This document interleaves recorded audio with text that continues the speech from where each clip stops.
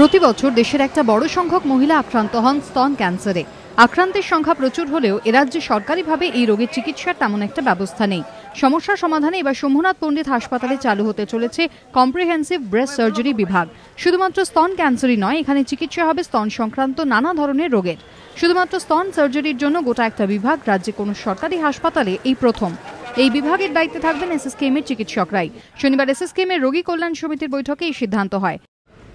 একটা করে day operation theatre হবে এবং 10টা বেড সোমনাথ পণ্ডিত হাসপাতালে থাকবে। বৈঠকে ঠিক হয়েছে সপ্তাহে একদিন খোলা থাকবে আউটডোর, সপ্তাহে একদিন অস্ত্রোপচার হবে।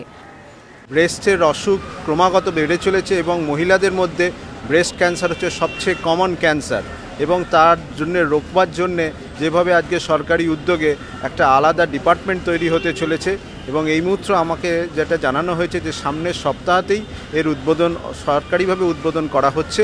কঠিন ব্যাধি বেসরকারি হাসপাতালে চিকিৎসা করাতে গিয়ে সর্বশান্ত হওয়ার উপক্রম। সরকারি হাসপাতালে কম খরচে স্তন সংক্রান্ত চিকিৎসা হওয়ার ফলে উপকৃত হবেন বিপুল সংখ্যক মানুষ, তেমনই আশা হাসপাতাল কর্তৃপক্ষের। নিমাই পান্ডার রিপোর্ট, এবিপি আনন্দ, কলকাতা।